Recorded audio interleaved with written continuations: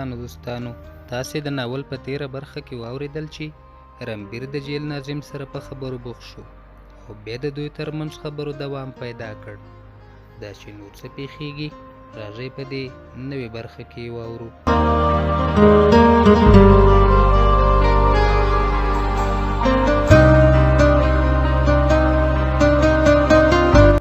رنبیر د هغه راجاګانو په تمه و چې یو ورځ به راشي او د جیل دروازې به ماتې کړي او د ژوندي د بتپال نارې به اوچتې کړي او بیا به د دوی سره یو ځای شي او بیا تر غزني څه چې ان تر مرکزي اسیا پورې دا خلک پسې واخلي. دغه کلا د یوه جیل پر ځای د غزني د لښکرو لپاره د یوې قرارګاه حیثیت درلود. اضافه آسونه او پیلان به دلته ساتل کېدل. کومو ټپیانو ته چې د ډېر آرام ضرورت و هغه به یې هم دې کلا ته راټول کړل، او که به کوم داسې راجا او یا د نفوس خاوند سردار د جګړې په ډګر کې اسیر شو چې په کوم زیات امن او خوندي ځای کې باید ساتل شوی وای، هغه به یې هم د کلا ته راواستوه.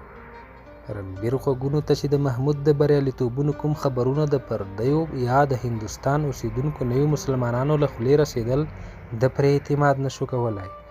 خو چې کله به کوم نوی بندي دغه خبرونه تایید کړل نو زړه به یې ورپړسېد. له بند څخه څو میاشتې وروسته چې په کلا کې د بندیانو شمېر د 2000 څخه زیات و، رنبیر دا خبر اورېدلی و چې محمود د دیره ګوپي پورا راجا ته له ماتې ورکولو وروسته د تهانسیر په لور پرمختګ کړی دی. هغه د دې خبر په اورېدو د اندېښنې پر ځای خوشحاله شو. په بندیانو کې یو هم داسې څوک نه و چې د تهانسیر په درمسال کې د چکراسو موی بوت د کرامتونو افسانې نه وي اورېدلې. هغوی په خپلو منځونو کې دا تبصرې کولې چې محمود خپل مرګ تهانسیر لوري ته وربولي.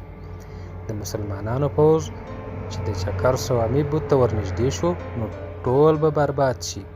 ځکه خو د دې خبر په اورېدو ډېر بندیان پر هغه عالم ورټول شول چې هره ورځ به یې د اسلام په باب تبلیغ ورته کاوه. یو بندي وویل، تا ویل چې زموږ خدایان د مسلمانانو هیڅ نشي کولی، خو ستاسو پاچا تر اوسه پورې زموږ د وړوکو خدایانو بوتان مات کړل.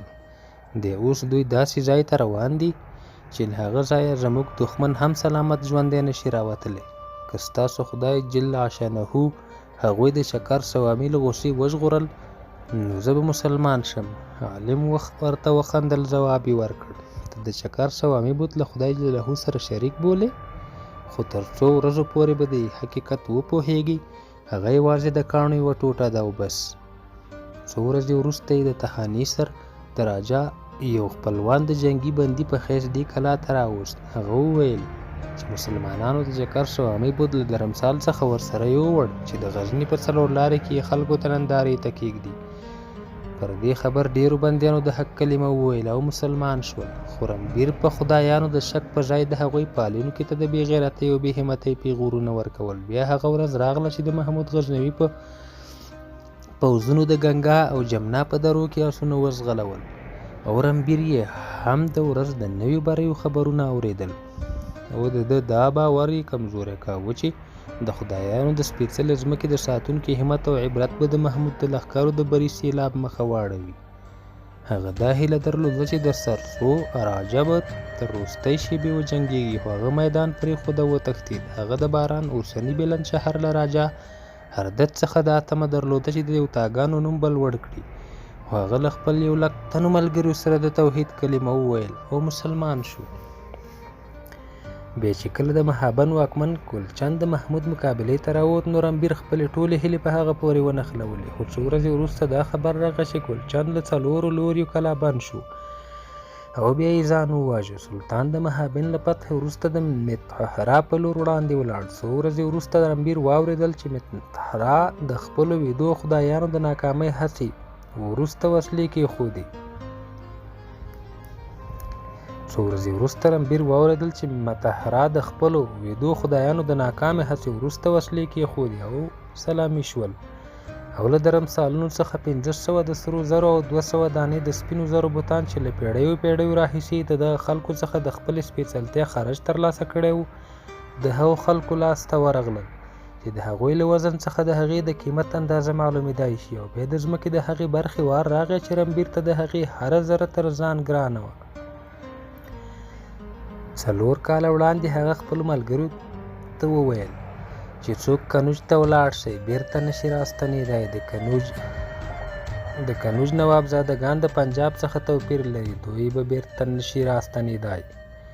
د دښمن د لارې د بندولو لپاره د خپلو مړیو دیوالونه ودروي او دوی به هیڅکله هم خپل خدایان پر میدان پرې نږدي او به نه تښتي، بلکې د هغوی په پښو کې به خپل سرونه قربان کړي. اوس د ده احساسات بدل شوي وو. د تېرو 4 کلونو پیښې داسې وې چې له د ډېرې اندېښنې او ناکرارۍ پرته د کنوج په اړه هېڅ فکر نشو کولی. سهار او ماښام به یې دا دعا کوله چې زما د وطن سپېڅلو خدایانو زما قوم په امان کې وساتئ. او کله چې ده واورېدل کنوج فتح شو او راجه ډګر پرېښود او وتښتېد، نو نړۍ یې تر سترګو تیاره شوه. ماښام مهال چې کله د کلا پهرهدارانو د کنوج د فتحې خبر واورېد او له خوښۍ یې چغې ووهلې، دی په یوه کونج کې ناست او د هغه ماشوم په څېر یې ژړل چې ټولې د لوبو وسیلې یې ماتې شوې وي. او له دې وروسته هغه یو پر بل پسې د اسي راجه چندرپال او د سروا د راجه چندر رادي ماتې خبرونه واورېدل. خو اوس د ده داسې خبرونو سره هېڅ مینه نه درلوده. د کنوج د ماتې وروسته د چا ماته او بری ده ته بې معنا و. اوس د ده ټوله سودا د خپل بوډا پلار او کشرې خور په باب وه چې هغوی به چېرته وي، څه حال به یې وي، د کنوج له فتحې وروسته به څه پرې تېر شوي وي. د یوازې د همدې پوښتنو ځوابونه غوښتل. د شاوخوا هندوان او نوي مسلمانان به کله کله د بندیانو د احوال لپاره کلا ته راتلل. بندیانو ته دا اجازه وه چې د دغو خلکو په لاس خپلو دوستانو او کورنیو ته پیغامونه واستوي. د ډېرو بندیانو خپلوان چې له خپلو عزیزانو خبرېدل ورته راتلل، د دوی پیدې به یې ادا کول او آزاد به شول. 6 میاشتې پخوا د رنبیر د 6 تنو ملګرو خپلوان راغلی و او هغوی یې آزاد کړل. 3 تنه نور مسلمان شول او خوشي کړای شول. 4 کسه نور د دې لپاره خوشي کړل چې د هغوی د پیدې ورکولو څوک نه و. رنبیر ته پیدې معمولي خبره وه، خو د ده یوه ماته خوړلي سپاهي په حیث کور ته ستنېدل د یوه نوابزاده د راجپوت له غیرت سره منافي باله. هغه پر دې امید جیل ښه باله چې که کومه ورځ د ده د وطن پوځیان دلته راورسېږي او د جیل دروازې خلاصې کړي، د خپل پلار په نامه د خپلو هغو ملګرو ته چې له زندان څخه خلاص شول یوازې دا پیغام واستاوه چې زما د پیدې د ادا کولو پر ځای په خپلو پیسو د کنوج په پوځ کې 2 تنه پوځیان زیات کړئ. خو چې د دوی راجه د تېښتې لاره خپله کړه، د ده دنیا هم بدله شوه. اوس د داسې احساسوله چې د ده خیالونو غر د څو خزلو له انبارو څخه پرته هیڅ نه و. د ده د پیغام په اورېدو به د ده پلار خامخا خوښ شوی و او هغه به په هماغه وخت کې راجا ته ورغلی و. خو دا به یې ورته ویلي وي چې ټولواکه د خپل زوی په غوښتنه ستا پوځ ته دومره پیلان، دومره تورې او دومره آسونه وړاندې کوم. زما زوی د پیدې په بدل کې د راخلاصېدو پر ځای د نندنه د کلا په دروازه کې ستا هر کول غواړي. خو اوس ښایي زما په څېر د هغه دنیا هم بدله شوې وي. هغه به په زړه کې په وار وار دا ویل چې زما له کنوج او یا د هغه د واکمن سره هیڅ کار نشته. زما پر دې هیڅ پروا نشته چې د کنوج د دیوتاګانو د بوتانو ځان د کنوج درمسالونه دي او که د غزني د بازارونو 4 لارې. زه یوازې خپل زوی غواړم. کله کله به د دیوتاګانو ځواک او د لویۍ په باب د رنبیر په زړه کې شکونه را پیدا شول. خو ضمیر به یې زر غږ وکړ، نه رنبیره، ته باید د خدایانو په باب داسې فکر ونه کړې. هغوی یوازې خپل پالونکي ازمويي. هغوی به خامخا راویښېږي او د وطن ساتنه به کوي. محمود یوازې د هندوستان راجګانو او ټولواکانو ته ماته نه ده ورکړې، بلکې هغه دیوتاګان یې چیلنج کړي دي چې په ځمکه کې د لوی خدای د رضا او ارادې پوره کوي. او د خدای جل جلاله رضا دا نشي کېدای چې د دیوتاګانو د بوتانو سپکاوی کوونکي دي تر ډیره د دې مذهب پر زامنو د خپلې خوښې حکم وچلوي. د دې ځمکې څخه به یوه ورځ هماغه ستر ځواک راښکاره شي چې د هغوی دیوتاګانو له بوتانو سره لوبېدونکو ګوستاخانو لاسونه به ورڅخه پرې کړي. او ته باید د همغې ورځې انتظار وکړې. په دغسې خیالونو سره به د رنبیر زړه لږ ډاډه شو او په ډېرې عاجزۍ او بېوسۍ به یې دعا وکړه: زما لوی خدایه او زما د خدای دیوتاګانو ما ته همت راکړی چې د ډېر مصیبت په وخت کې هم په خپل دین کلک پاتې شم. زما لړزېدلې عقیدې ته تکیه راکړه. خو د دغسې دعاګانو څخه وروسته به د ده د زړه د ډاډ او سکون شېبې ډېرې لنډې وي. د ګنګا او جمنا په درو کې د محمود غزنوي له فتح وروسته د رنبیر حالت هغه چا ته ورته و چې په توپان کې د ډیوې بلولو هڅه کوي. هغه بندي چې 4 کاله یې په پوره صبر او زغم تیر کړل، د هغو فتحو نه وروسته له دیوتاګانو څخه خوابده شوی و. 24 تنه بندیانو د متحراب د فتح د خبر له اورېدو سره کلمه وویله. په پاتې بندیانو کې هم ډېر داسې و چې د اسلام تبلیغ به یې تر پخوا په زیات زیر اورېده. د حال بېوسۍ او د راتلونکي په باب د پرله پسې زیاتېدونکې مایوسۍ په سبب رنبیر ناروغ شو. له دې سره پرې موسمي تبه ملاریا هم راغله چې څو ورځې پر بستره څملاوه. یوه ورځ رنبیر په خپله بستره غځېدلی و او د کلا ډاکټر چې د دوا له خوړلو څخه انکار کړی و، د ده د بسترې تر څنګ را غونډو شویو بندیانو ته وویل: تاسو دغه ځوان وپوهوئ، له پرون راشئ، زما دوا نه ده خوړلې. پیره راته وویل چې د ډوډۍ هم نه ده خوړلې. نن د جیل ناظم ښایي د ده لیدو ته پخپله راشي. تاسو ټول پر دې ګواه اوسئ چې ما د ده د ژغورنې هره ممکنه هڅه کړې ده. یو بندي ور وړاندې شو، د ډاکټر له لاسه یې د دوا پیاله واخیستله. ویې ویل: ته چورت مه وهه، موږ به یې پوه کړو. بیا یې رنبیر ته وکتل، ویې ویل: وخوره شهزاده، په دې کې ستا خیر دی. رنبیر چغې کړې: د خدای لپاره ما مه تنګوئ، زه د هېچا خواخوږۍ ته اړتیا نه لرم. بل بندي یې لاس ونیو، د راپورته کولو هڅه یې کوله. ویې ویل: رنبیره، موږ ستا دښمنان نه یو. موږ غوندې خلکو په وضع کې انسانان خپله ګټه او تاوان نشي سنجولی. دا د دوا له خوړلو څخه انکار مه کوه. رنبیر په غوسه د هغه لاس وڅنډه. له پخوا څخه یې په اوچت اواز چغې کړې: دلته ماته د هېچا د دوستۍ ضرورت نشته. ما پرېږدئ چې ومرم. د خدای جل جلاله لپاره ما پرېږدئ چې مړ شم. مرګ ماته له ژوند څخه زیات ستونزمن نه دی. ناڅاپه د کوټې د دروازې له لورې د چا غږ اوچت شو. دا خبرې د یوه پوځي نشي کېدای. هغو خلکو چې رنبیر ته یې سترګې ور اړولې وې ناڅاپه مخونه واړول او د دنګې ونې له رعبه ډک ځوان ته یې وکتل چې په دروازه کې د کلا له ناظم سره ولاړ و. بندیان د یوې خواته شول. ناپېژندوی د رنبیر د بسترې څنګ ته راغی. ویې ویل: پوځي په مسکا د مرګ غېږې ته درومي، خو په مایوسۍ مرګ ته وسله نه پرېږدي. رنبیر هغه ته وکتل او د خفګان په حالت کې راپورته شو. کېناست. د هغه په زړه کې د کرکې او نفرت جذبې په حیرانۍ بدلې شوې. د همغه څوک چې څو کاله وړاندې له لنډو خبرو وروسته د په زړه کې د یادونو خاپونه پرېښي وو او ورک شوی و. طبیب لومړی ځوان او بیا د کلا ناظم ته وکتل. ویې ویل: دې دوا نه خوري. ما ډېره هڅه پرې کړې. ناشنا ځوان دی. بندي ته چې د دوا پیاله یې په لاس کې وه وویل: دوا ماته راکړه. بیا یې رنبیر ته وکتل. ویې ویل: زما په ګمان چې دواړو یو ځل پخوا هم چېرته لیدلي دي. دا واخله رنبیره.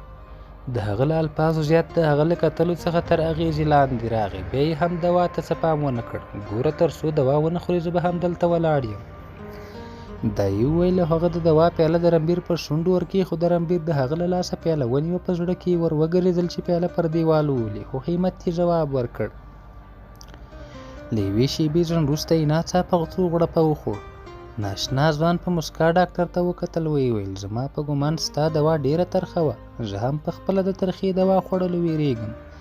د کلا ناظم وویل: راځه، ته باید نور هم ډېر څه وګورې. ناشنا له ناظم سره له کوټې ووت. طبیب رنبیر ته وویل: زه په ماښام بیا راشم. ته لږ ژوند وروسته که شیدې وڅښې ډېره به ښه وي.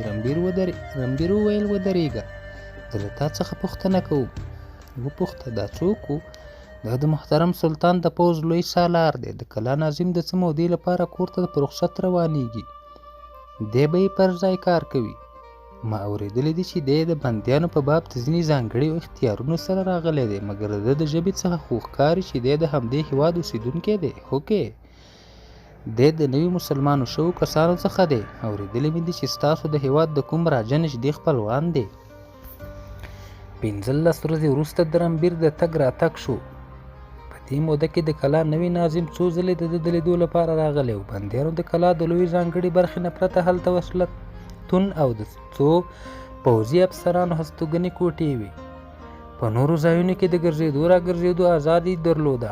یو سهار وختي رنبیر له کوټې څخه بهر قدم واهه. د کلا ناظم چې هر سهار به پر اسپور په چکر وهلو عادي و، رنبیر ولیده چې هغه او 4 تنه نور سپاره د ده په لور ور روان دي. رنبیر ته چې ور نږدې شول اس یې ودراوه. یې ویل: د سهار په چکر به دې روغتیا ډېره ښه شي. رنبیر لږ په بې پروایۍ ورته وویل: زه د خپلې روغتیا هېڅ پروا نه لرم. په کوټه کې مې ساه تنګه وه، ځکه بهر راووتم. نو زما په ګمان ستا لپاره به هر فضا نور هم غوره وي. ناظم دا وویل او بیا یې سپاهي ته وویل ته دې اس ته ورکړه، ته دې اس ده ته ورکړه، دی به راسره ولاړ شي. سپاهي د امر عملي کولو هڅه وکړه او داسې جلبي رمبیر ته ورنږدې کړ، خو هغه ناظم ته وکتل، ویې ویل ستا څخه مننه، خو اوس مې سپرلي زړه نه غواړي، ستا خوښه، خو که دې کله سپرلی ته زړه وشو نو خامخا راته ووایه. ناظم دا وویل او بیا یې اس ته پونده ورکړه. د ملګري ورپسې شول. بله ورځ یو پیرهدار رمبیر ته خبر ورکړ چې د کلا ناظم غوښتي چې د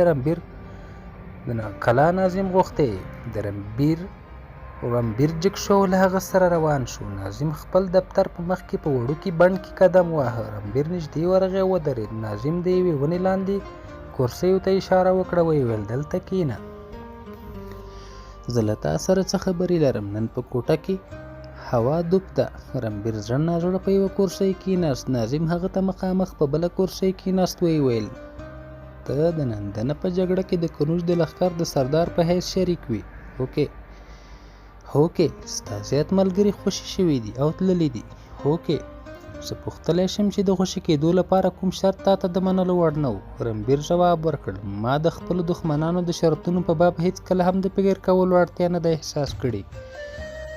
ناظم وموسکل او لږ ځنډ وروسته یې وویل زه پوهېږم چې 4 کاله تا دلته په دې تمه تېر کړي دي چې کومه ورځ که د هندوستان راجګان په خپل ځواک تا له دې ځایه وژغوري. رمبیر وویل او ته ما ته دا ویل غواړې چې اوس زه باید د تل لپاره مایوس شم او له تا څخه د ازادۍ سوال وکړم. ناظم په ډاډ ځواب ورکړ، زه ستا ته یوازې دا ویل غواړم چې ستا د جګړې په څېر ستا بندیتوب هم بې هدفه دی او په جرأت یې ته نازېږي. زه یې سرتمبتوب ګڼم. ته د خیالونو په کلاګانو کې ناست یې، د هغه ځواک مقابله کول غواړي چې د خدای جل جلاله د یوه لوی هدف لپاره غوره کړی دی.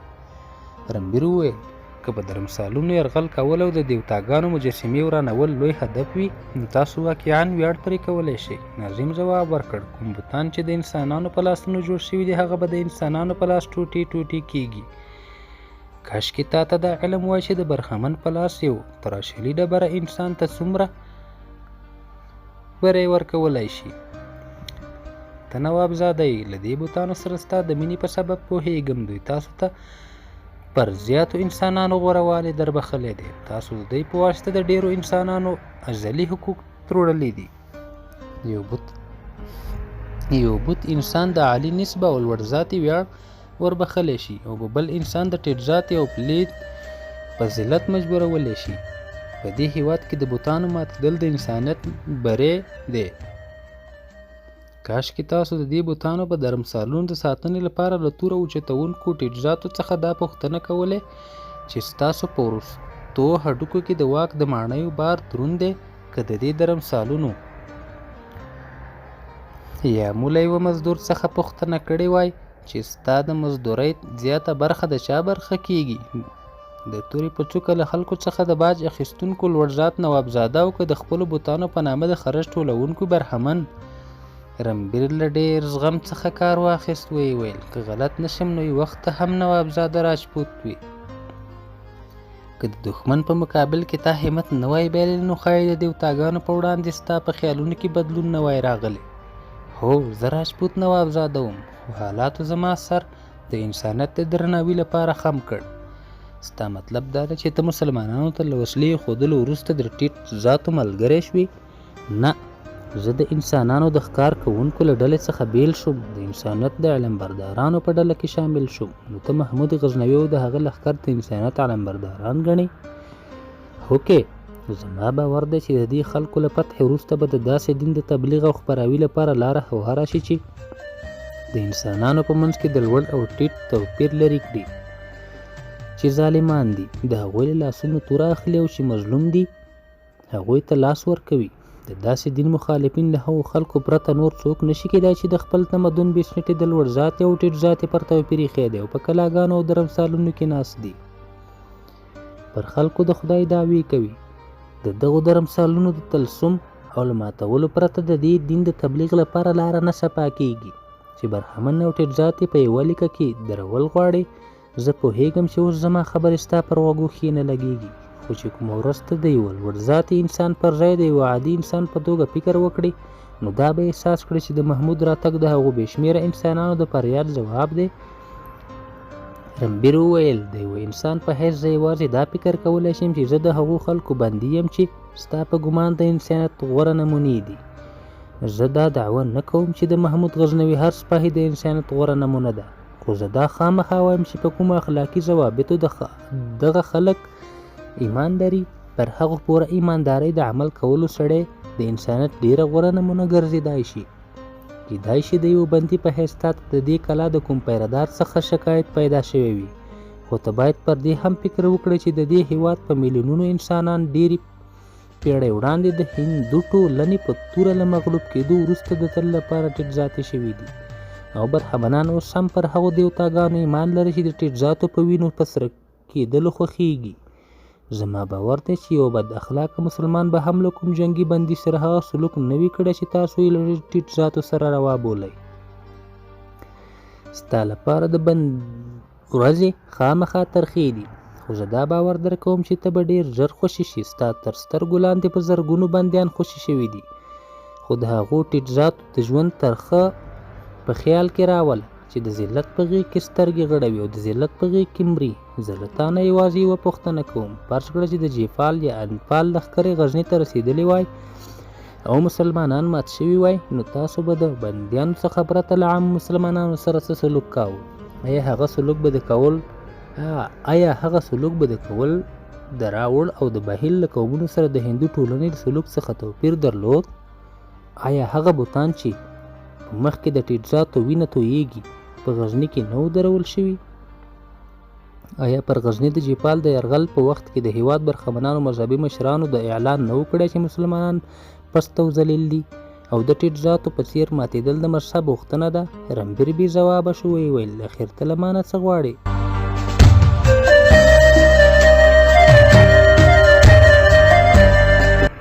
ګرانو دوستانو، د ناول دا برخه پر همدې ځای پای ته رسیږي. تر بلې برخې